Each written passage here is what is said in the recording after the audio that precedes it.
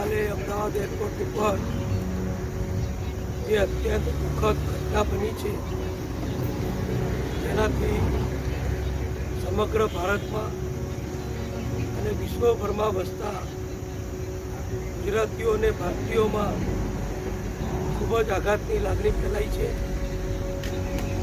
ગઈકાલે જે અકસ્માત થયો એ દુનિયાના વિમાન પ્રેસ અકસ્માતો પૈકીના અકસ્માતનો એક મોટો જે ઉદાહરણ આપણને મળ્યું છે, જેમાં સેંકડો યાત્રાળુઓ પેસેન્જરો દુઃખદ નુકસાન પામ્યા છે.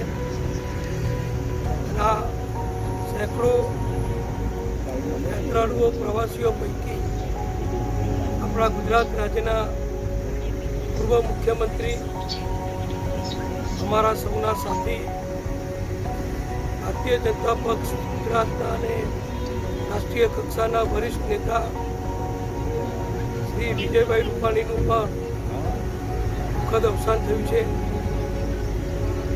ગઈકાલે અકસ્માતની માહિતી જેમ જેમ મીડિયા મારફતે લોકો સુધી પહોંચવા માંડી ત્યારથી જ આખા દેશમાં એકદમ આઘાતનું વાતાવરણ હતું. બધા ગુજરાતીઓ સ્તબ્ધ હતા અને એમાં પણ જ્યારે આ સમાચાર ફ્લેશ થયા કે ગુજરાતના પૂર્વ મુખ્યમંત્રી શ્રી વિજયભાઈ રૂપાણી પણ આ પ્લેનમાં મુસાફરી કરતા હતા, લંડન જઈ રહ્યા હતા અને એમનું પણ કદાચ આ અકસ્માતમાં દુઃખદ અવસાન થયું હશે. કારણ કે આ પહેલાં 10 મિનિટના સમાચાર છે અને સમાચારોથી આખા ગુજરાતમાં એકદમ દુઃખની લાગણી, આઘાતની લાગણી કરોડો ગુજરાતીઓને લાગી. શ્રી વિજયભાઈ રૂપાણી અમારા વરિષ્ઠ નેતા હતા.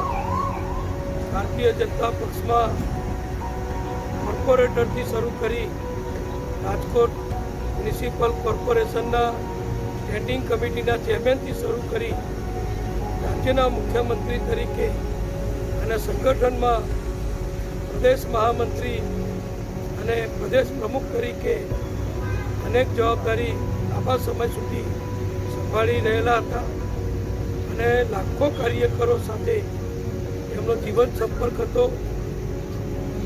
તેઓ શ્રીને જ્યારે મુખ્યમંત્રી બનાવવામાં આવ્યા ત્યારે મને પણ સાથે નાયબ મુખ્યમંત્રીની પક્ષ દ્વારા જવાબદારી સોંપવામાં આવેલી અને મેં અને વિજયભાઈએ મુખ્યમંત્રી તરીકે અને નાયબ મુખ્યમંત્રી તરીકે જે કામગીરી કરી એ કામગીરી આખું ગુજરાત આજે યાદ કરે છે.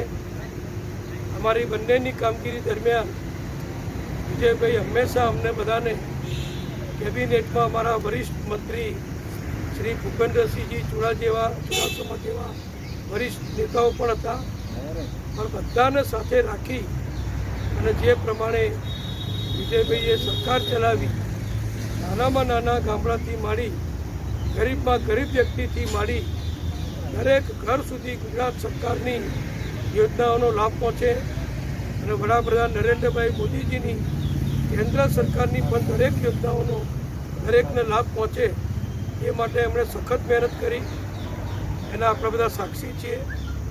હું આરોગ્ય મંત્રી હતો એ આપ બધા જાણો છો અને કમનસીબે એ વખતે વિશ્વભરમાં કોરોનાનો જે હાહાકાર થયો અને કોરોનાની જે જબરજસ્ત સમય વખતે વિજયભાઈ અને અમે બંને ગુજરાતના કોઈપણ નાગરિકને કોરોના ન થાય, કદાચ થયો હોય તો વહેલામાં વહેલી ઝડપી સારવાર મળે, ઓછામાં ઓછા લોકોના જીવ જાય, બધા જ સ્વસ્થ તંદુરસ્ત રહે, કોરોના બહુ ફેલાય નહીં, એ પ્રમાણે લોકડાઉનથી માંડી અને હોસ્પિટલો સુધીની જે તમામ વ્યવસ્થાઓ હતી એ સમગ્ર સરકારના વહીવટી તંત્રના સહયોગથી, કેન્દ્ર સરકારના સહયોગથી અમે કરી હતી.